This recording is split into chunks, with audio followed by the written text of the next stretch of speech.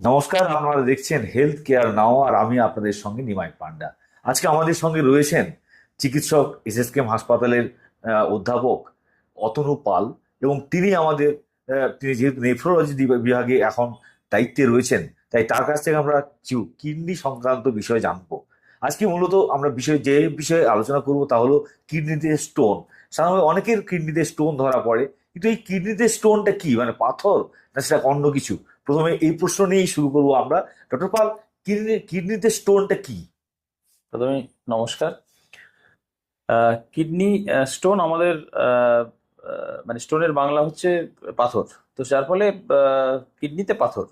তো আমার কিডনির যে যে কটা রোগ হয় তার মধ্যে যদি আমি সব থেকে কমন মানে যে রোগগুলো সব থেকে বেশি হয় সেগুলো যদি খুঁজি তাহলে তার মধ্যে কিডনি স্টোন প্রথমের দিকেই আসবে।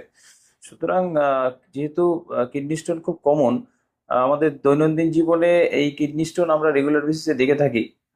মানে ওপিডিতে, আইপিডিতে। তো সুতরাং কিডনি স্টোন সম্বন্ধে মানুষের জানাটা খুব জরুরি, লক্ষণগুলো জানা জরুরি, ট্রিটমেন্ট কিভাবে হয় সেগুলো জানাটা সত্যি খুব জরুরি। তো এই ক্ষেত্রে একজন মানুষের কিডনিতে স্টোন জমেছে কিনা বা স্টোন তৈরি হয়েছে কিনা তিনি জানবেন কি করে? কি কি উপসর্গ দেখা দেবে তার মধ্যে? কিডনিতে স্টোন আচ্ছা, প্রথমে একটা জিনিস বলি যে আমাদের ব্যথা কেন হয়। মানে কখনো যদি কোনো জায়গায় ব্যথা হয়, ব্যথা হচ্ছে আমাদের একটা প্রোটেকটিভ রেসপন্স। অর্থাৎ শরীরে কোনো জায়গায় ব্যথা হলে, জ্বালা হলে আমরা বুঝতে পারি যে শরীরে সেইখানে একটা প্রদাহ হচ্ছে, অর্থাৎ সেখানে কিছু একটা ঘটছে যেখানে আমাকে কোনো একটা ব্যবস্থা নিতে হবে। সুতরাং যদি স্টোন হয় কিডনিতে এবং সেক্ষেত্রে যদি ব্যথা হয়, আমি আসছি পরে ব্যথার নেচার কিরকম। তো সেই ব্যথা হয় তাহলে কি হয় না, আমরা জানতে পারি যে এটা কিডনিতে স্টোন হয়েছে। তাহলে স্টোনটাকে বের করে দিতে হবে। বের করে দিলে কিডনিটা বেঁচে যাবে। যদি না বের করে দেওয়া যায় তাহলে সেক্ষেত্রে হয়তো কিডনিটা নষ্ট হয়ে যেতে পারে। তো এগুলো বিশদে আলোচনা করার বিষয় আছে। তো আমি যদি খুব সহজে বলি যে কিডনির স্টোন জানতে গেলে যেটা আমাদের সব থেকে সহজ যে জিনিসটা হয় বা কমন যে জিনিসটা, সেটা হচ্ছে ব্যথা। সেই ব্যথাটা কিরকম না, আমাদের কিডনির যে পজিশনটা আমাদের শরীরে যেখানে কিডনি থাকে সেটা হচ্ছে আমাদের লাম্বার রিজিয়ন, অর্থাৎ কোমরের পেছন দিকটাতে থাকে। ডান দিকে এবং বাঁ দিকে দুটো কিডনি থাকে, একটা লিভারের নিচে থাকে ডান দিকে আর স্প্লিনের নিচে থাকে হচ্ছে বাঁ দিকে। এইবারে ওই পেছনের জায়গাটা থেকে, অর্থাৎ পিছে ডান দিকের কোণা একটু নিচের দিক, বুকের ঠিক নিচের অংশ থেকে ব্যথা শুরু হয়। সেই ব্যথাটা যদি সামনের দিকে এসে নিচ বরাবর নেমে আমাদের যেখান থেকে পেলভিক বোন শুরু হয় বা যেখান থেকে হচ্ছে পেচ্ছাবের রাস্তা শুরু হয়, সেই জায়গা পর্যন্ত যদি বরাবর যদি পেন আসে, ব্যথা হয়, অর্থাৎ আমরা বলি ইংরেজিতে লয়েন টু গ্রোইন পেন, অর্থাৎ কোমর থেকে একদম সুপ্রাপিউবিক রিজিয়ন পর্যন্ত, পেটের নিচ পর্যন্ত যদি পেন হয়, ব্যথা হয়, সেই ব্যথাটা যদি খুব তীব্র হয়, মানে এই ব্যথাতে পেশেন্ট ছটপট ছটপট করতে থাকে। বলা হয় যে এটা মানে সব থেকে বেশি ব্যথা, যেটা সারা জীবন মনে রাখার মতো। মানে আর আর সব থেকে ওই মানে বড় ব্যাপার হচ্ছে যে ওষুধগুলো দিয়ে আমরা ব্যথা কমাই, সেই ব্যথার ওষুধগুলো এখানে কাজ করে না। তো এই ডেসক্রিপশনে যদি হয় তাহলে সেটা হচ্ছে আইডিয়াল ক্লাসিক ইউরেটারিক কলিক বলে, অর্থাৎ স্টোন নামছে বা নামার সময় আটকে গেছে এই ইউরেটার দিয়ে, কিডনি থেকে নামছে, তো সেই সময় আহ, আমি বুঝতে পারছি যেটা মানে ক্লাসিক্যালি আমি এই সিমটমস শুনলেই বুঝতে পারি যে ওটা কিডনি স্টোন। কিন্তু সব সময় যেরকম হবে সেরকম কিন্তু কথা নয়। এছাড়া যেভাবে আর কি স্টোন প্রেজেন্ট করতে পারে সেটা হচ্ছে যে রক্তে মাঝে মাঝে, ইউরিনে মাঝে মাঝে রক্ত আসা, অর্থাৎ পেচ্ছাপের রং লাল হচ্ছে, অথচ কোথাও কোনো ব্যথা ট্যাথা কিছু নেই। একটা ইউএসজি করলেই বোঝা যাবে যে যে কিডনিতে স্টোন আছে কি নেই। অনেক সময় ইউএসজি না করে ডাক্তারবাবুরা এক্সরেও করেন, এক্সরে করলেও বোঝা যায় যে স্টোন আছে কিনা। এক্সরে ইউএসজির থেকেও সেন্সিটিভ হচ্ছে সিটি স্ক্যান করলে, নর্মাল সিটি স্ক্যান যেটা বলি আমরা, সিটি স্ক্যান করলেও এই কিডনি স্টোন ধরা যায়। অর্থাৎ হিমাচুরিয়া বা ইউরিনের সাথে যদি রক্ত আসে তাহলে তখন আমরা যে ইউএসজি বা সিটি স্ক্যান বা এক্সরে করে ওখান থেকে স্টোন ধরতে পারি। এছাড়া স্টোনের আর একটা প্রকাশ যেটাকে বলে যে বারবার ইনফেকশন হওয়া, মানে আমাদের যদি ইউরিনে ইনফেকশন থেকে ওটা কিডনিতে ইনফেকশন পর্যন্ত পৌঁছয়, তার মানে কিডনির মধ্যে কোনো একটা জায়গায় কোনো একটা গলদ রয়েছে আকৃতিতে। সেই গলদটা যদি স্টোন হয় তাহলে স্টোনটা কি হয় না, স্টোনের চারপাশে ব্যাকটেরিয়া বাসা বেঁধে বসে থাকে। অ্যান্টিবায়োটিক দিলে ওটা প্রথমেই চলে যায়। আবার যেই অ্যান্টিবায়োটিক বন্ধ করা হলো, ওই যেহেতু স্টোনের পিছনে লুকিয়ে আছে, ওটা আবার তারপরে প্রকাশ পায়। তো এইরকম বারবার বারবার করে যদি কোনো ইনফেকশন হতে থাকে তাহলে সেটা কিন্তু স্টোনের লক্ষণ। এইবারে আর একটা জিনিস আছে, যেটা হচ্ছে যে আমরা কিছু বুঝতেই পারি না, যেটা সব থেকে খারাপ ব্যাপার যেটা হয় স্টোনের ক্ষেত্রে, যে আমরা কিছু বুঝতেই পারলাম না। হয়তো কখনো কোনোদিন রক্তের সাথে মানে ইউরিনের সাথে রক্ত বেরিয়েছিল, কিন্তু আমরা অগ্রাহ্য করেছি, তারপর আর হয়তো বেরোয়নি। অথবা কোনোদিন একটা হালকা ব্যথা হয়েছিল, অথচ অথচ তারপরে ব্যথা হয়নি বা কিছুই হয়নি, কিডনি পুরোপুরি খারাপ হয়ে গিয়ে আমাদের কাছে এসে পৌঁছলো। তখন আমরা ওই ইউএসজি বা সিটি স্ক্যান বা এক্স রে করে বুঝতে পারলাম যে ওর মধ্যে স্টোন রয়েছে। স্টোনটা বিশাল বড় আকৃতি ধারণ করেছে, দিয়ে কিডনিটাকে খারাপ করে দিয়েছে। মানে এক্ষেত্রে কি কিডনি কেটে বাদ দিতে হতে পারে? হ্যাঁ, মানে যখন মানে এই এই ব্যাপারটা তো চিকিৎসার ক্ষেত্রে আসবো। তো কিডনি কেটে বাদ দেওয়ার ব্যাপারটা এখানে আসে যে ধরুন একটা স্টোন হয়েছে, সেই স্টোনটা মানে এখানে কি হয় আগে ব্যাপারটা বুঝতে হবে। যে আহ, যেখান থেকে আমার ইউরিন অর্থাৎ পেচ্ছাব নামে, কিডনি থেকে ইউরিনটা তৈরি হয়ে আমাদের ইউরেটার দিয়ে নিচের দিকে নেমে পেচ্ছাবের থলিতে আসে। থলি থেকে তারপরে মূত্র থলিতে জমা হয়, তারপরে ইউরেথ্রা দিয়ে মূত্রনালী দিয়ে বাইরে বেরিয়ে যায়। এইবারে স্টোনটা যখন কিডনির মধ্যে আছে, সেই কিডনির মধ্যে থেকে যখন আস্তে আস্তে তৈরি হয়ে যদি নিচের দিকে নেমে কোথাটা আটকে গেল, ওই রাস্তাতে যেখান থেকে ইউরিন আসে নিচের দিকে আটকে গেলে কি হবে, ইউরিন নিচের দিকে নামতে পারবে না, তাহলে সেটা একটা ব্যাক প্রেশার দেবে। এই ব্যাক প্রেশারে ওটা কি হবে না, কিডনিটা আস্তে আস্তে ফুলে উঠবে। কিডনি যেই ফুলে উঠবে, আস্তে আস্তে কিডনির যে নর্মাল কোষ, সেই নর্মাল কোষগুলো নষ্ট হয়ে যাবে। তো যদি যদি আমরা আগে থেকে বুঝতে পারি যে স্টোনটা আটকে দিয়েছে, তাহলে সেক্ষেত্রে স্টোনটাকে বের করে দিলেই ইউরিনের রাস্তাটা ক্লিয়ার হয়ে গেল, যার ফলে ব্যাক প্রেশারটা চলে গেল। সমস্যা হচ্ছে যখন আমরা বুঝতে পারি না, তখন এই ব্যাক প্রেশারটা আস্তে আস্তে বাড়তে এমন হয় যে পুরো কিডনিটাকে বড় আকারে একটা পরিণত করে, যেটাকে হাইড্রোনেফ্রোসিস বলে, বা ইউরেটারকেও যদি ইনভলভ করে তখন ইউরেটারোনেফ্রোসিস বলে। সেক্ষেত্রে কিডনি মানে অনেক দিন ধরে যদি এরকম ভাবে মানে আটকে থাকে ইউরিন, তাহলে সেক্ষেত্রে কিডনিটা পুরোপুরি নষ্ট হয়ে যায় এবং বড় আকৃতি ধারণ করে। তখন সেক্ষেত্রে অনেক সময় কি হয় না, কিডনিটাকে কেটে বাদ দিতে হয়। এটা একটা কিডনি বাদ দেওয়ার জায়গা। আর একটা হচ্ছে যে কিডনিতে স্টোন রয়েছে, সেখানে ইনফেকশন হলো, সেই ইনফেকশনটা ট্রিট করতে দেরি হলো বা সম্পূর্ণরূপে ট্রিটমেন্ট করা গেল না, কিছুটা আমরা কম সময়ের জন্য ট্রিটমেন্ট করি। অনেক সময় হয় পেরিফেরি থেকে যখন পেশেন্ট আমাদের কাছে পৌঁছয়, তখন দেখা যায় যে আইদার দেরি হয়ে গেছে ট্রিটমেন্ট করতে, অথবা আংশিক চিকিৎসা হয়েছে, তখন কিডনির মধ্যে পুঁজ জমে যায়। পুরো পুঁজ জমে গেলে তখন কিন্তু আমাদের কিডনি কেটে বাদ দেওয়া ছাড়া কোনো উপায় থাকে না। তো আপনি একটু আগে বলছিলেন যে এর ক্ষেত্রে মানে শুধু এটা বড় স্টোনের কথা বলা হচ্ছে, যেখানে কিডনি বাদ দিতে হতে পারে। ছোট স্টোন কতটা কতটা পর্যন্ত মানে সার্জারি দরকার হয় কিনা, বা কি কি ধরনের ট্রিটমেন্ট রয়েছে যাতে যদি ছোট স্টোন হয়, বা কতটা মাপের স্টোনের উপর কি কি চিকিৎসা হয়? হ্যাঁ, মানে এক্ষেত্রে কিডনি স্টোনের চিকিৎসাকে আমরা দুটো ভাগে ভাগ করি। একটাকে বলা হয় মেডিকেল ট্রিটমেন্ট, একটাকে বলা হয় সার্জিক্যাল ট্রিটমেন্ট। মেডিকেল ট্রিটমেন্ট তখনই প্রযোজ্য যখন যখন আমরা কিডনি স্টোনটাকে ধরতে পেরেছি এবং তার একটা নির্দিষ্ট আকৃতি আছে কত এবং পর্যন্ত? তার একটা অবস্থান আছে। সেই অবস্থান এবং আকৃতির উপর নির্ভর করে, এবং নেচার, প্রকৃতি, এই তিনটে বিষয়ের উপর নির্ভর করে আমাদের এই চিকিৎসাটা নির্ভর করে। তো যদি দেখা যায় যে কিডনি স্টোন 6 মিলিমিটার বা তার নিচে হয় সাইজ, তাহলে কিডনি স্টোন মেডিকেলি ট্রিটমেন্ট করা সম্ভব। অর্থাৎ এক্ষেত্রে অবস্ট্রাকশন হবে না, মানে বাধা দেবে না। অর্থাৎ আমাদের যে পুরো মানে কিডনি থেকে পেচ্ছাবের নল পর্যন্ত, মানে বেরিয়ে যাওয়ার নল পর্যন্ত যে রাস্তাটা আছে, সেই রাস্তাতে স্টোনটা থাকলো, কিন্তু 6 মিলিমিটার বা তার কম হলো, সেক্ষেত্রে মেডিকেল ট্রিটমেন্ট করে কিডনি স্টোনের চিকিৎসা করা যেতে পারে। এরপরে কিডনিতে অসংখ্য স্টোন রয়েছে, কিন্তু সেটা আমাদের যে পেচ্ছাবের যে রাস্তাটা, ইউরিনের যে রাস্তাটা, সেখানে কোনো বাধা তৈরি করছে না। সেক্ষেত্রে নির্ভর করে যে অবজারভেশন, মানে আমরা 3 মাস বা 6 মাস অন্তর অন্তর আল্ট্রাসোনোগ্রাফি করে দেখি যে কিডনি স্টোন সাইজে বাড়ছে কিনা, বা তার অবস্থান পরিবর্তন করে সে বাধা দেওয়ার মতো জায়গায় পৌঁছচ্ছে কিনা। যদি সেরকম পরিস্থিতি হয়, তাহলে সেক্ষেত্রে আমাদের চিকিৎসায় চলে যেতে হয়।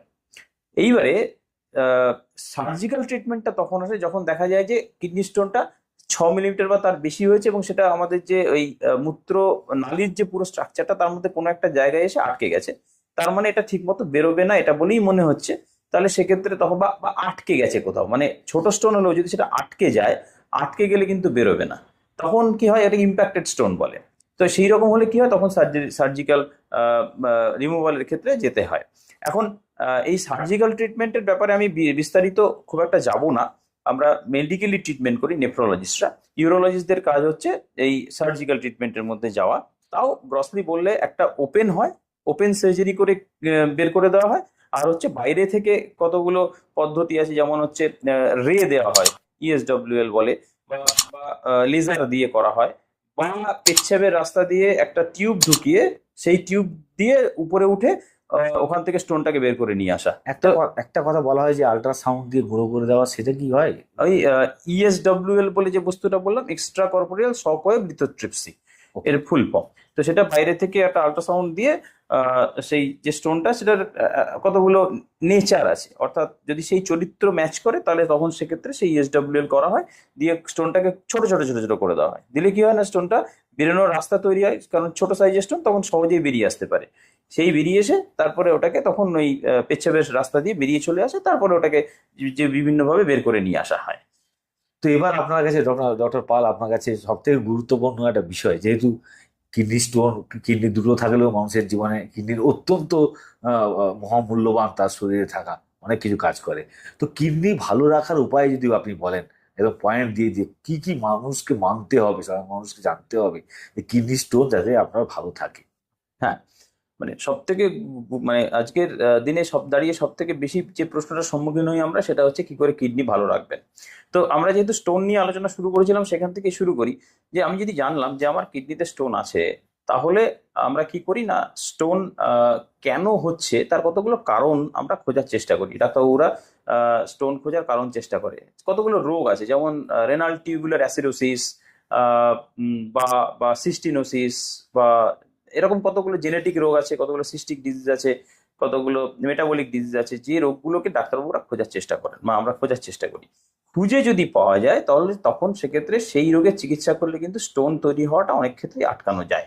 তার মানে যে রোগের জন্য কিডনিতে প্রবলেম তৈরি হচ্ছে, সমস্যা তৈরি হচ্ছে, সেই রোগটাকে আবিষ্কার যদি ডাক্তারবাবুরা করতে পারেন, তাহলে সেক্ষেত্রে কিন্তু কিডনি ভালো রাখা যাবে। অর্থাৎ, হ্যাঁ, আপনি কিছু বলছিলেন। হ্যাঁ, যেটা আমি বলতে চাইছি যে না, যে দৈনন্দিন জীবনে মানুষ কি করবেন যাতে তার কিডনির সমস্যা না হয়। হ্যাঁ, আসছি আমি ওটাতে। আমরা একটু অ্যাকচুয়ালি স্টোন দিয়ে শুরু করেছিলাম বলে আমরা পেছন থেকে আসছি। হুম। এবারে ধরুন আমার সুগার আছে। তা সুগার আমরা জানি, এখন জেনে গেছি, এখন সমাজে যেভাবে আমাদের সচেতনতা বেড়েছে, যে সুগারে অ্যাটলিস্ট 100 জনের মধ্যে 60 জন মানুষের সুগারে আক্রান্ত যারা, তাদের কিডনির রোগ হয়। তো সুতরাং আবার এটাও জেনে গেছি যে যদি সুগার থাকে, তাহলে সেক্ষেত্রে সুগারের যদি নিয়ন্ত্রণ করা যায়, অর্থাৎ নির্দিষ্ট মাত্রার নিচে যদি সুগারকে রাখা যায়, HbA1c টার্গেট যদি আমরা অ্যাচিভ করতে পারি, তাহলে সেক্ষেত্রে দেখা যায় যে কিডনিতে যে আক্রান্ত হওয়ার সম্ভাবনা সেটা অনেকাংশে কমে যায়। তার মানে সুগারের নিয়ন্ত্রণ রাখতে হবে। সুগারের যে ডাক্তারবাবুকে দেখাচ্ছেন, সেই সুগারের ডাক্তারবাবুকে দেখিয়ে সুগারের নিয়ন্ত্রণ রাখাটা সব থেকে গুরুত্বপূর্ণ। দ্বিতীয় হচ্ছে যাদের প্রেশার আছে। এটা আমাদের অনেক ক্ষেত্রেই দেখা যায় যে আমাদের দেশে প্রেশার আছে এটাই আমরা জানি না, কারণ প্রেশার মাপা হয় না। 2 নম্বর, প্রেশার আছে এটা জানি কিন্তু ওষুধটা খাই না। আবার ওষুধ খাই যারা, তারা ওষুধটা ইরেগুলার খাই। আবার প্রেশারের ওষুধ শুরু করলাম, তারপরে প্রেশারটা যে বাড়লো না কমলো না কোন জায়গায় দাঁড়ালো সেটাও আমরা জানি না।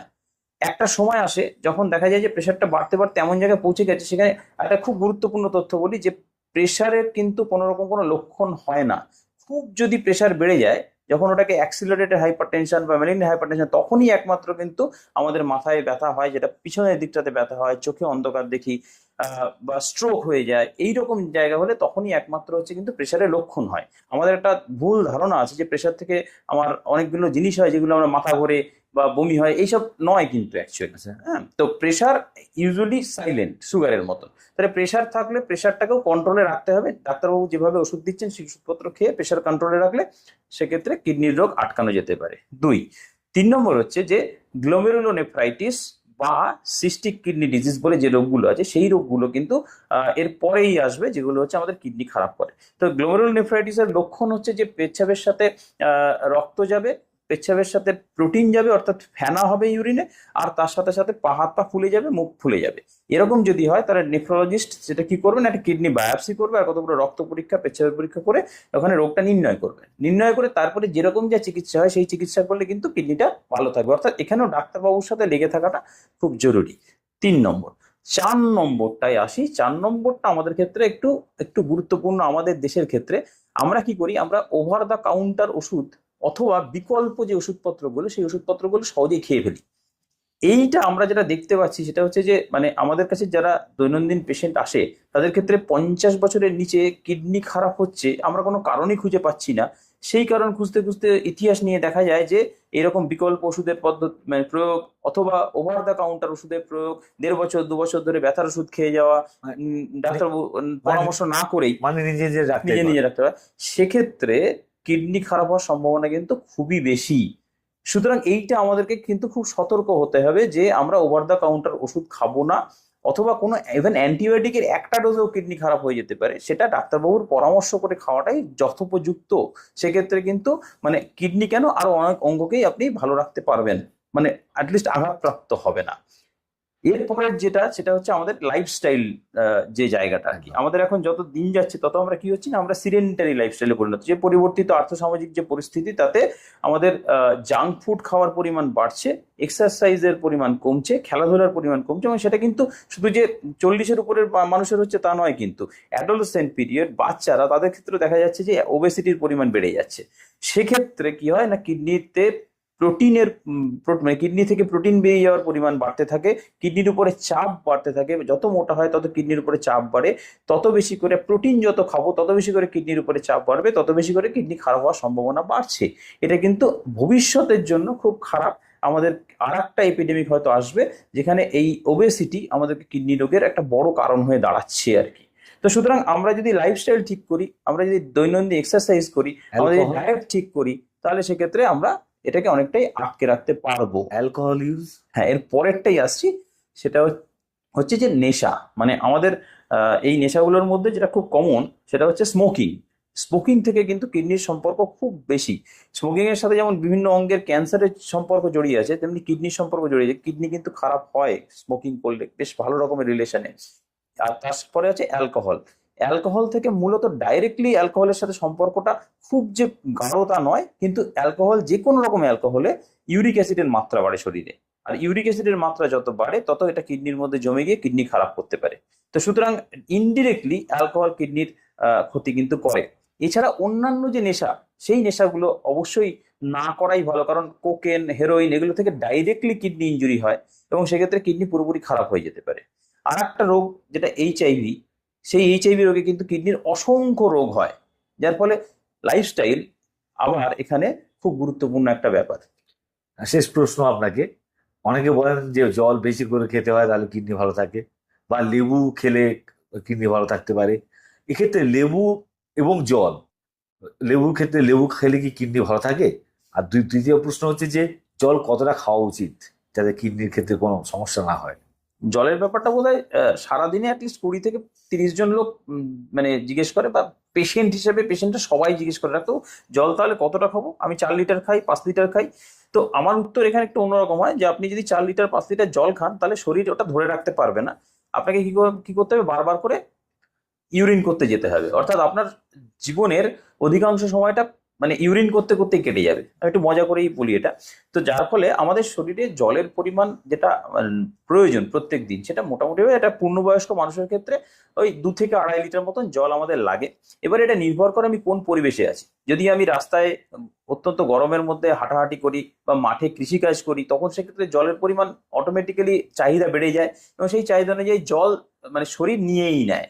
আবার আমি যদি এসিতে বসে সারাদিন কাজ করি, তাহলে না তখন দেখা যায় যে আমাদের জলের চাহিদা অনেকাংশে কমে যায়, কারণ ওই যে বাষ্প হয়ে যেটা উড়ে যায় ঘামের মাধ্যমে জলটা, সেটা অনেক কমে যায়। যার ফলে জলের ওই রকম ভাবে যে অতিরিক্ত জল খেলে আমাদের যে চিত্তশুদ্ধ বা পিত্তশুদ্ধ হবে, এটা কিন্তু সত্যি নয়। কিডনির ক্ষেত্রে কিন্তু বরঞ্চ কিডনিকে বেশি কাজ করতে হয়, আর আপনাকে বারবার করে ইউরিন করতে যেতে হয়, সময় নষ্ট হয়।